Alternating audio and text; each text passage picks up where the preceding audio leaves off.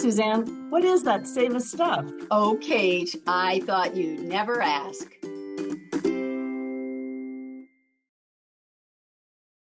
So for me, my service path very much starts in this place, Washington, D.C.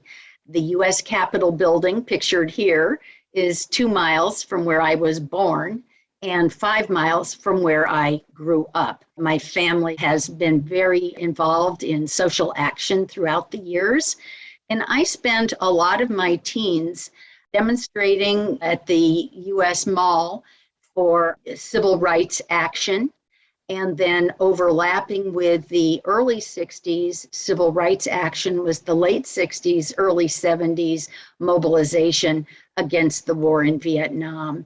And I put a lot of time and effort into this, made possible in part by the fact that I dropped out of high school, so I had more time to put into these kinds of efforts. I was able to drop out of high school in part because I had this amazingly supportive family. Every morning, I would just let my parents know what congressional hearings I was going to, or whether I was going to spend the day at the Liberation News Service typing out by hand on a manual typewriter transcripts that were coming in from Vietnam before the newspapers were covering that. But anyway, I had a lot of opportunities to meet a lot of interesting people, including our neighbors where I grew up in Washington, who were from India. And I got to know a lot of Indian culture through them. And then over time, even studied the Hindi language with one of the family members who was a neighbor.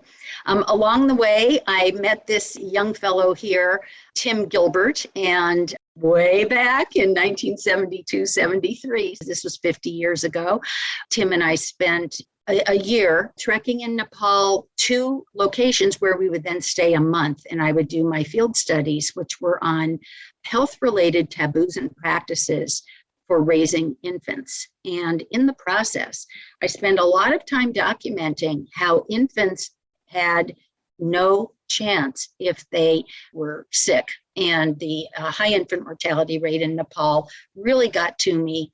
And although I was studying this as an anthropologist, it encouraged me to shift into public health.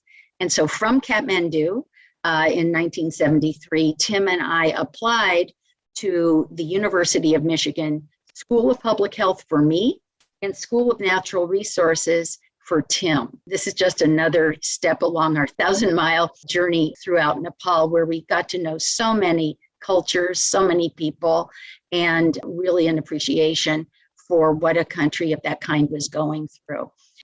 So when I returned to the United States the next year, and this is 1974 through 76, I was at the University of Michigan School of Public Health, which was a great spawning ground for both social activism as well as just getting a very good grounding in public health and epidemiology principles. And I got my PhD in health behavior and epidemiology. Along the way, I met some people who were talking about starting an organization that would begin by working on blindness prevention in Nepal. I said, Nepal? I just had come back from Nepal. I had a trunk full of maps and other basic resources that were at that time really unavailable before the internet. And it turned out that this little group was talking about having a gathering because they'd been given some funds from this guy named Steve Jobs, who just built a computer in his parents' garage.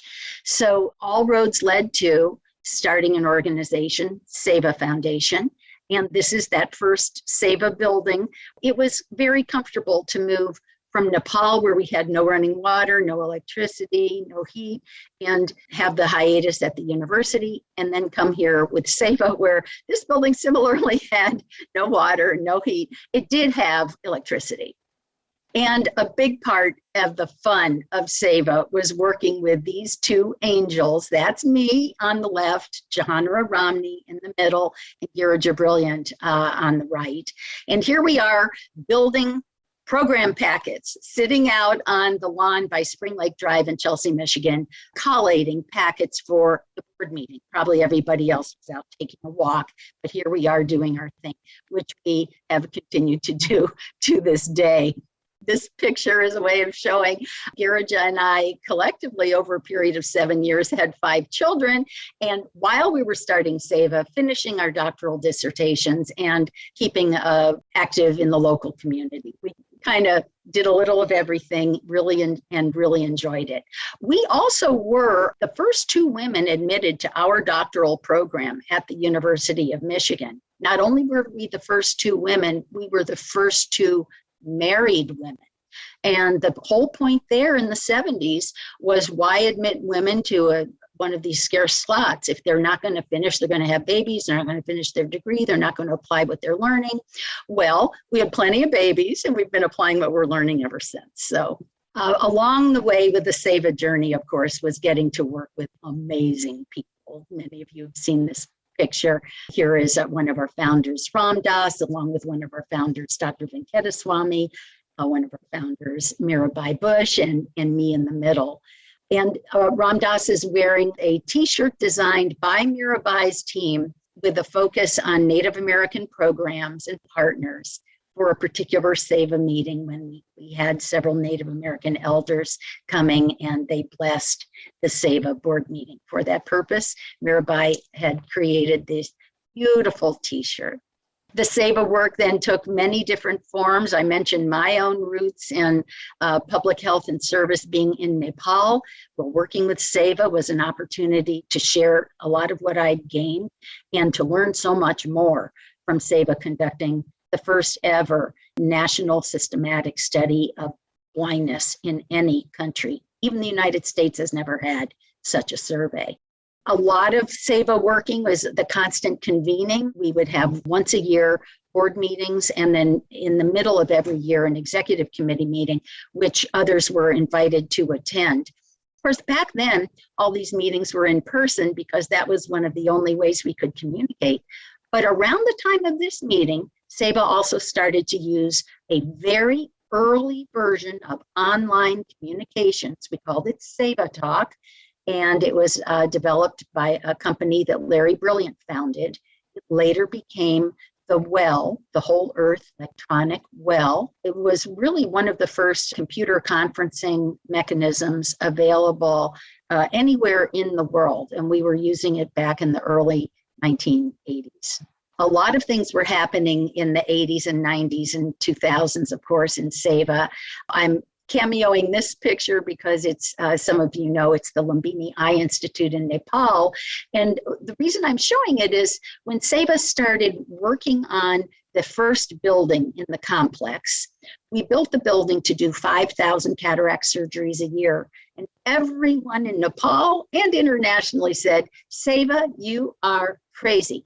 There is no way there's ever going to be 5,000 people needing cataract surgery in 1 year in a rural place like Lumbini, Nepal. What are you doing? Well, what we found was, because we did a lot of groundwork, we did a lot of community outreach, we did a lot of training of staff, by the time this little version of the hospital opened up, we were almost at full capacity for 5,000 cataract surgeries a year, even from the beginning. And then it became necessary to add additional buildings to the campus, such as this tall one here, which was built with patient revenue. Another important aspect of Seva's work, and where I learned so much, was bringing together spirit and service and an attentiveness to science. And this was done in part through this first ever planning meeting in 1990 for what became the Lions Arvind Institute for Community Ophthalmology. We have Ram Das in attendance, Dr. Venkateswamy, our earlier board member, R.D. Tulsi Raj. There's me, other key members of Aravind, of course, David Green, and other founders of Aravind and Seva. But it was a very important pivotal meeting in bringing together our interests in spirit and service and science and blending it into what has now become one of the pivotal training institutes in the world for learning how to reach the unreached with eye care services. And in fact, it was with the Lions Arvind Institute for Community Ophthalmology that Seva first launched the initial IXL course, which we've been hearing about has now been offered in so many countries. Finally, I'm just touching on the growth within the Seva family, the tremendous opportunities made available through our collective action. And this is a picture taken just a few days before we heard that Seva would be receiving a $2 million grant from Google. The first time we received funding at that level, this was in the early 2000s. And it really helped to propel Seva onto trajectories where we're fortunate enough to build upon today. So I'll end my story here, but just want to share what I find exciting about Seva and what all of us find exciting about Seva is the opportunity to weave personal interests and skills and expertise and contacts to enrich the development of the work and its impact. So that's my service story. Hey, thanks, Suzanne. That was so amazing. There's a lot more where that came from. Stay tuned on our social media channels for more.